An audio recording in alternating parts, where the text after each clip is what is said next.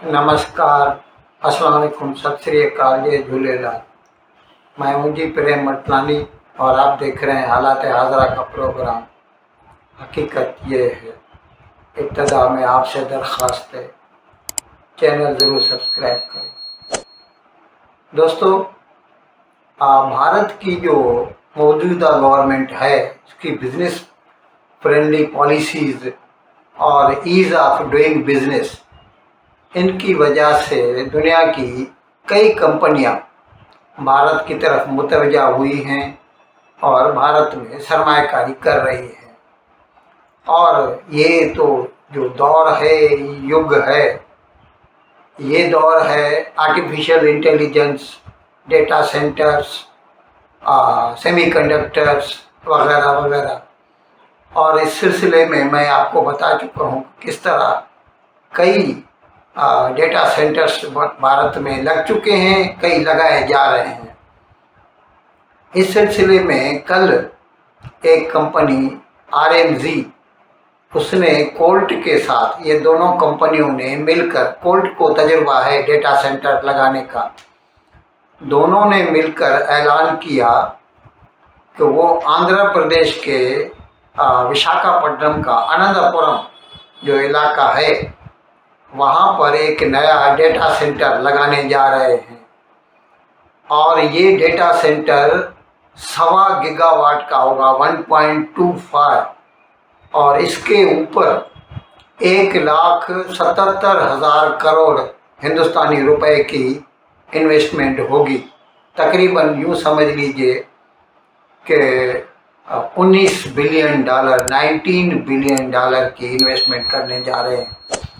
और ये हिंदुस्तान का दूसरा बड़ा जो है डेटा सेंटर होगा।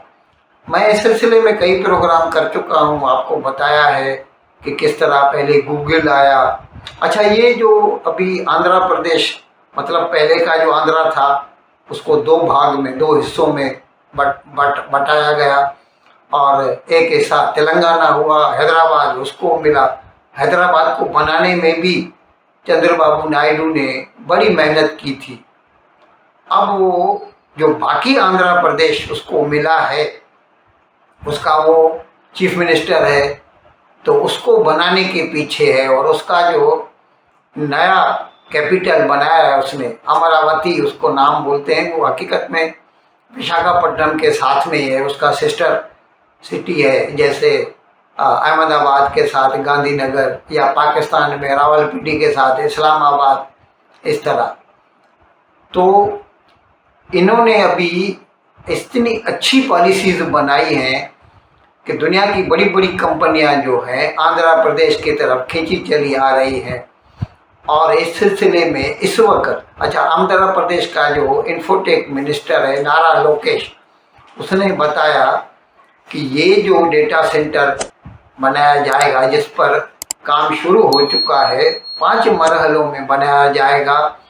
2026 से 2031 तक इस पर काम होगा। और इसका जो पहला हिस्सा, पहला मरहला है, 2027 में मुकम्मल होगा। और जैसा मैंने बताया, इसके ऊपर 1,77,000 करोड़ की सरमायाकारी हो रही है। दूसरे जो आंध्र प्रदेश में लगाए जा रहे हैं, मैं उनके बारे में थोड़े मैं बता रहा हूँ। गूगल 1 गीगावाट का, और वो मैंने बताया था कि उसके ऊपर 15 बिलियन डॉलर्स की सरमायाकारी हो रही है। रिलायंस जो है 1.5 गीगावाट, 1.5 गीगा, वो तो ये जो आरएमजी का जो डेटा सेंटर बनेगा इससे भी बड़ा है। यानी हिंदुस्तान का सबसे बड़ा जो डेटा सेंटर है वो रिलायंस का होगा, रिलायंस जियो, और वो भी विशाखापट्टनम में होगा। और सिफी जो है, वो जो पहले सत्यम कंप्यूटर बोलते थे, ये उनका जो है 500 मेगावाट का जो है बनाया जा रहा है। और कंट्रोल एक्स CTRLS कंपनी है, उसका 300 मेगावाट का जो है वो बनाया जा रहा है। और ये सब मिला के 5 हो जाएंगे, और रिलायंस का इसमें सबसे बड़ा होगा। और इसके मुकम्मल होने पर, सबके मुकम्मल होने पर, आंध्रा की जो डेटा सेंटर की कैपेसिटी हो जाएगी 4.55 गीगावाट की हो जाएगी। और इसमें ये जो होगा RMZ का वो नंबर 2 पर होगा। और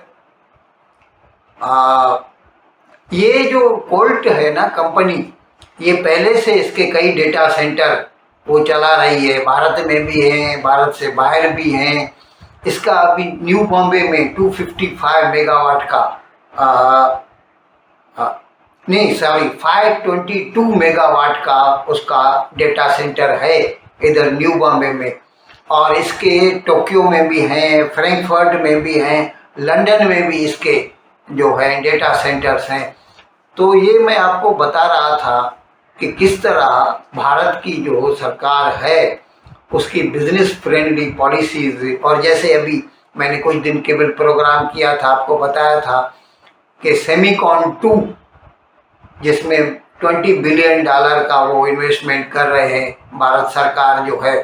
और वो जो भी सेमीकंडक्टर के कारखाने लगाएंगे उनको PLI की स्कीम के तहत 50% तक सब्सिडी मिल सकती है। जाहिर है वो तो हर एक अपना अपना प्रोजेक्ट रिपोर्ट बना के देगा, तो उसका फिर सरकार जो है फैसला करेगी। लेकिन ये बात तो जाहिर है कि मौजूदा सरकार जो है वो व्यापारियों को अट्रैक्ट करने में कामयाब हुई है।